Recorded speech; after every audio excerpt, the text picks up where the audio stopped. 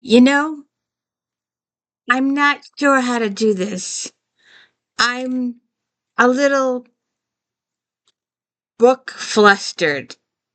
So I hope you will work through it with me. Welcome to the D. Louise book series. I'm Christina, Kristina. This is where we read books and talk about books. No special effects going on here. No fancy schmancy music.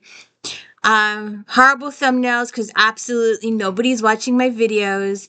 There was this thing the other day. I accidentally clicked on this little button and it said that YouTube had shown my video to 18,000 people and nobody clicked on it. Nobody.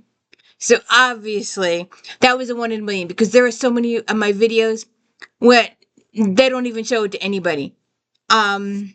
I don't know what's going on. I tried releasing the same video twice just to give an experiment. One month and then the same exact video, the exact same video 3 months later. Both times the video received 0 views. Both times. The ones the day before and day after got a couple hundred. They were shorts.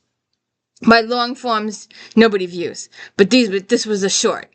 And usually I get a few views, but this particular short got 0 views. Absolutely 0. And I worked so effing hard.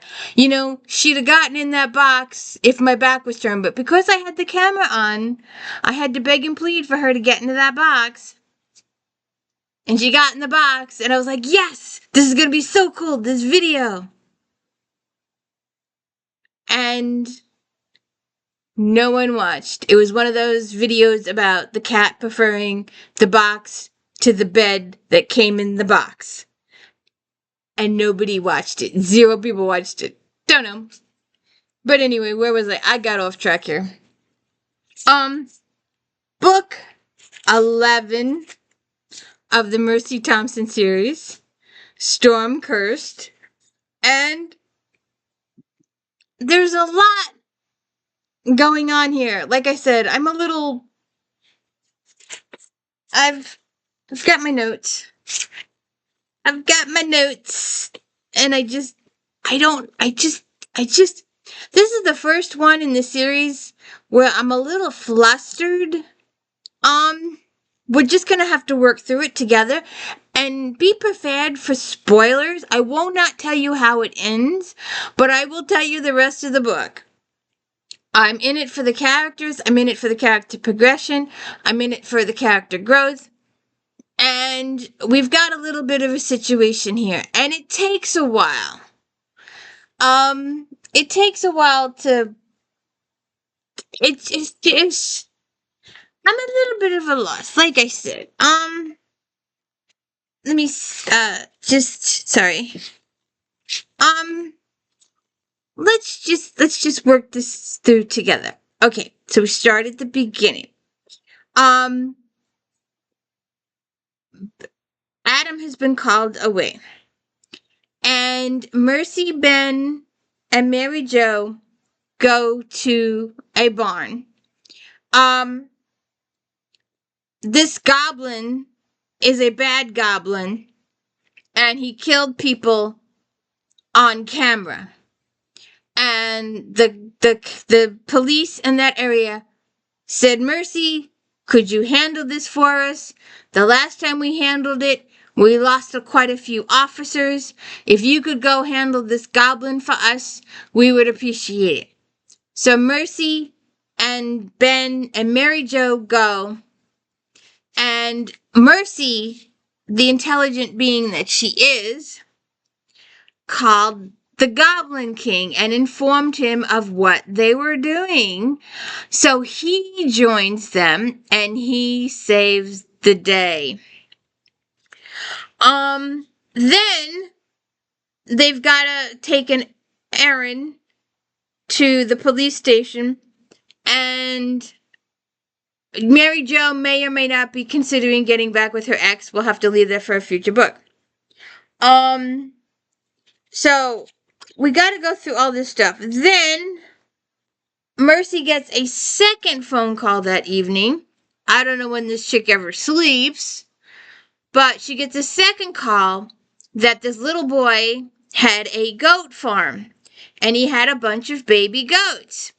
And somebody came in and killed them all, slit all their throats, and then turned them all into zombies with their heads flopping all over the place, broken, slit, bleeding, but now they're dead, so they're not bleeding as profusely anymore because they're dead. But they're zombies. So then Mercy and Hunt and Mary Jo go out and spend a few hours rounding up all these goats so that they can be handled.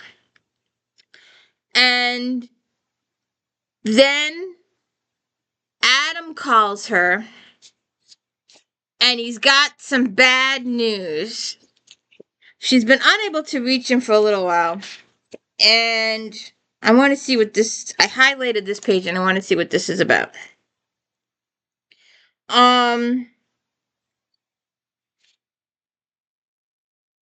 Oh. Okay. Now, I remember this. So, last book of the book before the last. I think it was the book before the last book. When a friend of Mercy's, not a friend of Mercy's, a friend of Jesse's. Now, Mercy is our skinwalker, and Adam is, Mercy is a coyote who was mated to a werewolf who is Adam, and he's the leader of the pact. And he's got all these other people. And, there's also Kyle and Warren, the gay couple. One's a lawyer, one's the werewolf. And Zach, who's the new guy, who got he got a little attention a couple books ago, just like a mention or two, and then he was like completely forgotten. The next book, you get a little bit more information on him, but it hasn't been really expressed out there. It's been given to Mercy, and Mercy hasn't. I hate when this. Let me backcheck here.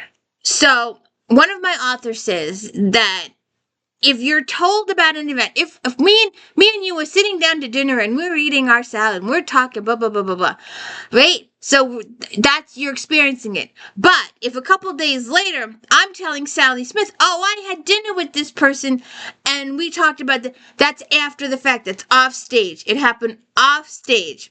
If I'm telling somebody after it happened, that's off stage. But if it happens on the page, if you're witnessing the events, then that's on stage. But if you're told about the events as they happened in the past, then that's off stage. So, in one or two books ago, Jesse's friend mom is into this Avon type selling, but it's this other product. And one of these products is aimed to help men in the adult situations. And another one of the potions is to put them to sleep so they don't bother the woman for those situations either. And Mercy had, because there was a situation with the men, they were in another room, but they could hear the conversation that was going on with the females, and Mercy knew they could hear. So Mercy thought of this little funny story. Now, please go watch my video for the book. It was probably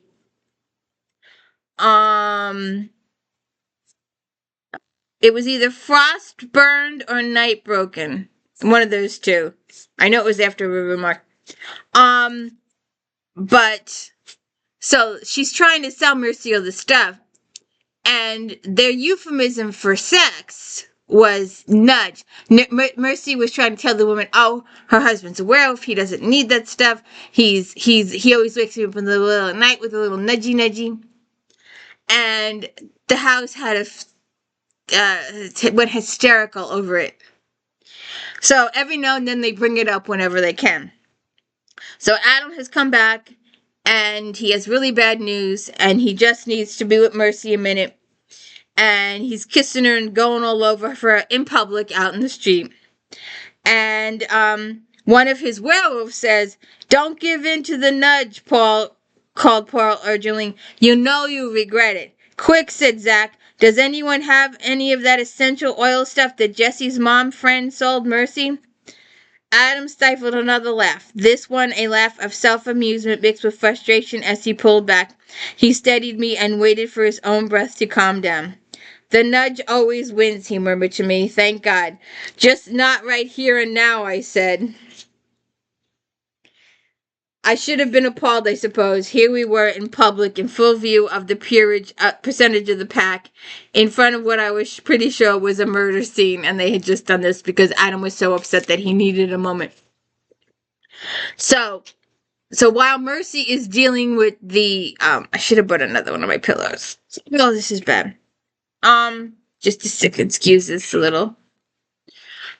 So while Mercy was dealing with the goblin that was evil and dealing with the zombie goats, Adam was called over to Elizavetta's house, and she is their Russian witch, and she is their go-to person to cleaning up crime scenes and all this kind of stuff, and she's supposed to be a trusted person in their ranks. And she's over in Milan. She stayed after the last book to be with Jacob a little bit. And so she's coming back, and apparently her house held quite a few family members, and they're all dead. All of them died at the exact same time, obviously by witchcraft. And not only that, but they also discovered upon investigation that Elizabethan family might not have been doing white magic. They might have been leaning towards the gray or black magic because they found all sorts of animals in the basement. All sorts. And that was a little disturbing to read. So now we're starting to question Elizabeth's loyalty to Adam and his pack, and whether or not she has turned completely black. Because if she's a black witch and performs black magic, that is not good. So they're a little concerned about that.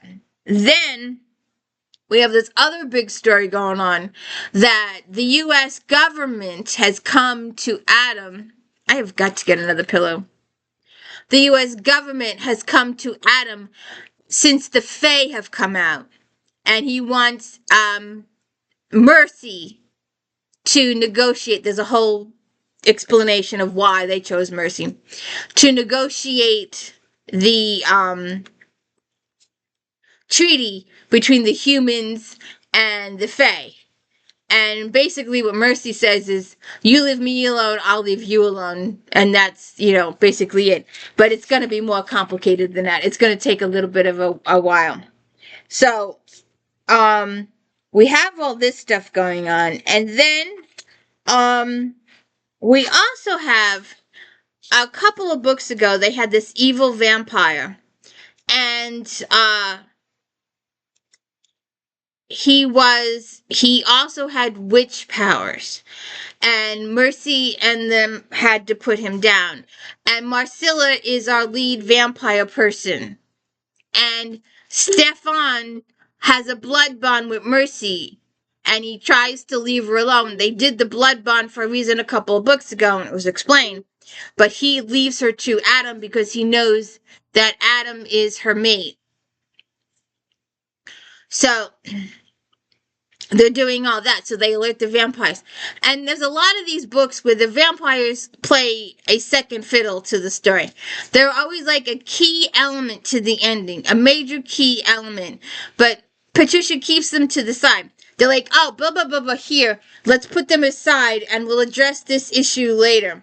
And it's usually one of the key issues in the book at the end with the vampires. It's been that's happened a couple of times with the key points of the storyline where the vampires were a major factor in it, but you just didn't know it till the end. So, she's having trouble. She wanted Stefan to find out about this guy Frost, the vampire that they killed, and they do an investigation about that. So Marcilla was willing to cough up the information, but she wanted Stefan to stay with her for a few days. That was the price. And there may have been other prices, but we do not know what went on there. So they've got a lot of stuff about the vampires and Marcilla. But we also have a lot of stuff about what the government did. Adam runs the Hotman Security company, and one of their contracts was not read conclusively by Adam's lawyer, and Adam didn't read it conclusively, so he's kicking himself in the butt. So there was a small piece of the contract where it said it would give the government access to all of Adam Hutman's security firm and anybody in adjunct relationship. An adjunct relationship is the pact, and Adam didn't want that to happen. No way, no how, no hell. But the wording is like on page 47 or something like that. So he's a little pissed off about that. So then we have Tad and Z. They're Fae, but Z is one of the Greylocks. He's one of the upper echelon of the Fae, and he's got powers, and he's really, really old. And Tad is his half-breed son. Sorry about that. And is his half-breed son. He's half Fae, half human, I believe. We don't know yet. But Tad does have powers. He wasn't supposed to, but apparently he did inherit some of his father's powers, so he's become powerful too. So all that goes on. And Elizaveta finally returns to the United States and witnesses her family death and tries to talk to Mercy and Adam about it. And Mercy and Adam are trying to decide whether she's a good witch or a bad witch and what's going on with her. More people get killed. Adam becomes unable to contact for several hours. Mercy's got a couple of situations to deal with. Someone tries to put a spell on her garage. They used one of Adam's people to do it, so they have to unspell him. They send him away. It's not his fault he got spelled. Tad gets hurt a little bit, so that has to be fixed. And so we're slowly working our way to the conclusion of the book, the climax. And she did one of Laurel. I was going to go like that, but I put the books away for Christmas because I put the Christmas houses up there. But my author, Laurel K. Hamilton, who's another vampire author, please go check out those videos if you have not. I did most of her books too. We get to the end and we get to our crescendo. Just picture that train going up that hill. Very, very, very slowly. Because we have to explain all the stuff. And it goes on and on and on and on and on. I was like, come on! We have to explain this stuff, and we have to explain this stuff, and we have to explain this stuff. And we got a little history here, we got a little history here, we got a little history here. It's the first book where I was like, all right already, come on, get to it. Go save those people, stop explaining us. Yes, the explanations were helpful. Yes, they were appreciated. Yes, they were part of the plots. But it just went on and on and on and on, and it drove me crazy. We also have an incident with Uncle Mike in the book too, where he helps. Mercy is trying to talk to Ruth Gilman, who works for the senator who they're negotiating the Fae contract with. And Mercy brings her to Uncle Mike's bar. And she gets to meet Uncle Mike and gets a new perspective on the Fae. And usually humans don't go to Uncle Mike's bar, but she went and she had a meal there. And she said she appreciated Mercy doing that, and it helped her change her perspective. So maybe she was biased or something about the situation. But later on, she gets in another situation and ends up back at Mike's where they have to help her out there. And Wolf, one of the Mercilla's vampires, comes to the rescue, and Sherwood comes to the rescue too. We're learning about Sherwood has a past that he didn't remember for a very, very long time, and now all of a sudden his alter ego, his past, is waking up and he's remembering stuff from his early days before he ended with Bran. Bran is the werewolf king of all of the United States, and he knew Mercy when Mercy was raised by Bran. Bran was like her adopted sort of kind of parent. So there's a whole story that you have to just go back and watch my videos from the beginning. Watch all of these books. I think we start with Iron Kissed, and it's a really good story. I enjoyed it. It's very multi-layered. It's very complicated. You've got your Adam dealing with the Fae on this hand and the government. Mostly the government. Adam is handling the government. He's having meetings with government. And Mercy is dealing with the Fae on her side of it. Plus she's got the witches. Plus she's got the zombies. So Mercy does a lot of the legwork up until the end. So if you could please hit the like and subscribe. And let me know if you like the book or not. Please let other people know I exist. I work really hard on these videos. I read the book. I take my notes. I talk to you about it. I always say the point of a good book is that if you finish reading the book and you can put it down and you can tell somebody about it, it was a good book.